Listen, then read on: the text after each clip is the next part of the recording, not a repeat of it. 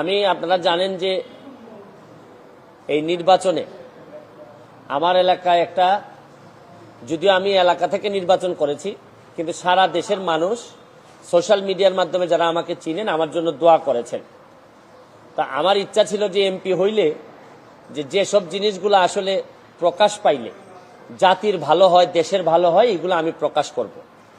আমি এরই ধারাবাহিকতায় আমি যে কাজটা করেছি এটা হচ্ছে কি, এমপি হওয়ার পর জননেত্রী শেখ হাসিনার যে সরকার, এই সরকার আমাকে যা যা দিয়েছেন আমি এগুলা প্রকাশ করেছি। আমি আগে নিজে আমি কখনো জানতাম না যে এমপিরা কত সম্মানী পান। আমি মনে করি এটা লুকানোর কিছু নাই, এটা বললে স্বচ্ছতা হয়।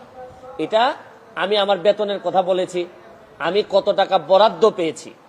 বরাদ্দ মানে হচ্ছে গিয়ে ওনারা বলছেন যে নগদ টাকা, আসলে বরাদ্দ তো এইটা চিন্তায় আসে কিভাবে যে এমপি নগদ টাকা পাবে। নগদ টাকার তো কোনো বিষয়ই না, আমরা তো ট্রাস্টি মাত্র, আমরা মানুষের সম্পদের ট্রাস্টি, আমাদেরকে মাধ্যমে বন্টন করা হবে। আমরা এই সম্পদের কোনো মালিকও না। ব্যাংকের যেভাবে ব্যাংক কর্মকর্তা যেভাবে আমার টাকা জমা নেন আবার আমার টাকা ফেরত দেন, কিন্তু ওনার হাত দিয়েই যায়, কিন্তু এই টাকার মালিক তো উনি না, উনি হচ্ছেন গিয়ে ট্রাস্টি। একই রকম আমি এমপি হিসাবে আমি ট্রাস্টি মনে করি। আর স্বচ্ছতার বিষয়ে আমি বলছি যে এত এত টাকা পেয়েছি, কিন্তু এইটা বিরোধী দলের চিফ হুইপ এই আমাদের এই চুন্নু সাহেব, মুজিবুল হক চুন্নু সাহেব, উনি স্পিকারের কাছে, আমাদের মাননীয় স্পিকারের কাছে উনি বিচার দিলেন। তো যেহেতু পয়েন্ট অফ অর্ডারে উনি বলেছেন, আমি উত্তর দেওয়ার সুযোগ পাই নাই। আমার প্রশ্ন হচ্ছে কি, উনি বিরোধিতা করবেন সরকারি দলের, কিন্তু উনি বিরোধিতা শুরু করছেন স্বতন্ত্র প্রার্থীর। এবং কি বিষয়ে বিরোধিতা, উনি তো আরো খুশি হওয়ার কথা যে আমরা আমাদের হিসাব দেওয়া শুরু করছি। আমার জানেন কালকে আমার এত দুঃখ হয়েছে তারাইল করিমগঞ্জের মানুষের জন্য, যাদের কাছ থেকে উনি এমপি হয়ে আসছেন, যে এই তারাইল করিমগঞ্জের মানুষের কি কোনো অধিকার নাই যে এই চুন্নু সাহেব এমপি হিসাবে কত টাকা বরাদ্দ পান এটা জানার? মানে ওনার বক্তব্য ছিল যে কোনোভাবেই যেন আমি ফেসবুকে না জানাই যে কে কত টাকা পায়। আরে আপনি জানেন যে এইবার মাননীয় প্রধানমন্ত্রী জননেত্রী শেখ হাসিনা আমাদের সবাইকে শাড়ি দিয়েছেন এলাকায় বন্টন করার জন্য। এই শাড়ি কি আমি প্রধানমন্ত্রীর উপহার কি আমি বলবো না? মানে আমি কি এটা লুকাই রাখবো? লুকাই রেখে কি আমার কি এটাকে আমি বিক্রি করে দিব? তা আমি বুঝলাম না স্বচ্ছতার মধ্যে প্রবলেমটা কোথায়। আমি যদি স্বচ্ছ হইতে চাই, আমি যদি যে বরাদ্দ পাই এটা যদি আমি বলে দিতে চাই, বলি জনগণকে, তো এইখানের মধ্যে এমপি হিসাবে আমি অপরাধটা কি করলাম? আর আরেকটা জিনিস হচ্ছে কি, আমি বারবারই বলছি এমপি কিন্তু আমার পেশা না। আমার পেশা হচ্ছে কি বিং এ ব্যারিস্টার। আমি এখানে প্র্যাকটিস করি সুপ্রিম কোর্টের আইনজীবী হিসাবে। আর আমি কথা দিছি যে আমি এমপি হিসাবে একটা টাকা হারাম খাবো না, আমার রক্তের মধ্যে হারাম যাবে না। সুতরাং রাষ্ট্রের টাকা, জননেত্রী শেখ হাসিনার সরকারের টাকা, এটা যে টাকা আসবে এটা আমি সবার সামনে তুলে ধরবো। এখন আমার কেন জানি মনে হইতেছে যে মুজিবুল হক চুন্নু সাহেবের হয়তো আমি বলে দেয়াতে সমস্যা হচ্ছে, যে উনার মনে হয় রাজনীতি করাটাই পেশা, এটা থেকেই উনি সবকিছু নির্বাহ করেন কিনা আমার জানা নাই। কারণ উনার আলাদা কোনো পেশা থাকলে এটা নিয়ে উনি কোনো চিন্তা করতেন না। তবে কালকে উনি একটা বুদ্ধি করে কাজ করছেন, বাকি সব এমপিরা উনার দলে টানার চেষ্টা করছেন যে 349 জন এমপির নাকি বদনাম হচ্ছে। আরে কি আশ্চর্য কারবার!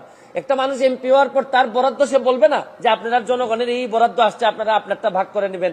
এটার বলার মধ্যে শুনেন, এই মুজিবুল হক চুন্নু সাহেব সম্ভবত এই প্রথম বঙ্গবন্ধুর একজন আদর্শের সৈনিকের মুখোমুখি হয়েছেন। এর আগে হয়তো উনি ওইভাবে মিট করেন নাই, কারণ উনি তো হচ্ছেন গিয়ে একজন স্বৈরা শাসক এরশাদের নেতা। স্বৈরা শাসক এরশাদ, যিনি সারা জীবন এরকম জোর জবরদস্তি আর টাকা বানানো ছাড়া তার নেতা কর্মীদের খুব বেশি কিছু শিখাই যান নাই, সবার না, অল্প কিছু নেতাদেরকে যারা অনেক টাকার মালিক হয়েছেন এরশাদের আমলে। উনি তো এরশাদের স্বৈর শাসক এরশাদের একজন নেতা হয়ে উনি বঙ্গবন্ধুর আদর্শের সৈনিকের, প্রকৃত আদর্শের সৈনিকের মুখোমুখি এই প্রথম সংসদে হয়েছেন মনে হয়। এর আগে হয়তো তীব্রভাবে কারো মুখোমুখি হন নাই, এই জন্য উনার এত গাত্রদাহ। আর এত গাত্রদাহ কিসের? আরে ভাই আমার টাকা এটা। আর আরেকটা বিষয়, আমি যে আমার এলাকায় বলছি যে আমি 29 কোটি টাকা পাইছি বরাদ্দ, আমি কি কোনো কথা মিথ্যে বলছি? মিথ্যে বললে উনি আমার বিরুদ্ধে ব্যবস্থা নিক। আমি বলতে পারবো না, মানে আমি বরাদ্দ পাইছি এটা আমি বলতে পারবো না আমার এলাকায়, মানে কি আমি কি চুরি করতে চাই? মানে বিষয়টা যদি হইতো যে আমি এই টাকা পাই নাই, আমারে 25 কোটি টাকা দেওয়া হয়েছে রাস্তা বানানোর জন্য, এটা আমার বরাদ্দ, আমি বলে দিব কোথায় কোথায় রাস্তা হবে। আমাকে দেওয়া হয়েছে মসজিদ মন্দিরে টাকা দেওয়ার জন্য 2 কোটি, এটা আমার বরাদ্দ, আমার নামে আসবে, আমি এগুলা দিয়ে দিব কোথায় কোথায় বরাদ্দ হবে। টিআর কাবিকা আসছে আমার নামে, আমি দিব, কোথায় কোথায় বরাদ্দ দিয়ে দিব। আমার শুধু নিশ্চিত করতে হবে এই টাকাটা যেন আমি এবং আমার পরিবার খেয়ে না ফেলে, বা আমার লোকজন যেন খেয়ে না ফেলে। এইটার মধ্যে লুকালুকির কিছু আছে বলে আমার মনে হয় না।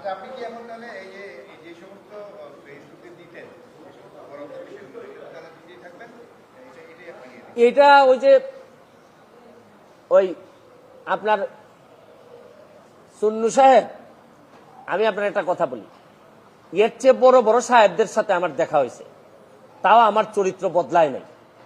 আমি আমার যে কাজ বিশ্বাস করে করি, স্বচ্ছতার সাথে করার চেষ্টা করি, যতদিন করব ততদিন এমপি থাকবো। এটা কি আমার বাপের পোস্ট নাকি যে সারা জীবন থাকা লাগবে এখানে? আমার যদি যোগ্যতা না থাকে, আমার চেয়ে ভালো লোক যদি আসে এমপি হবে। কিন্তু আমি যতদিন আছি অতদিন যেটা সাধারণ মানুষের, আমি চুন্নু সাহেবের কথায় আমি এমপি হই নাই। আমি এমপি হয়েছি আমার 7 লাখ মানুষের ভোটে এবং দোয়া এমপি হয়েছি, এবং ল্যান্ডস্লাইড বিক্রি হয়েছে আমার। আমি আমার জনগণকে খুশি করার জন্য যা করব তাই করব। আমি এর বাইরে কোনোদিন যাওয়ার প্রশ্নই আসে না। এটা তো শুনেন, আমাদের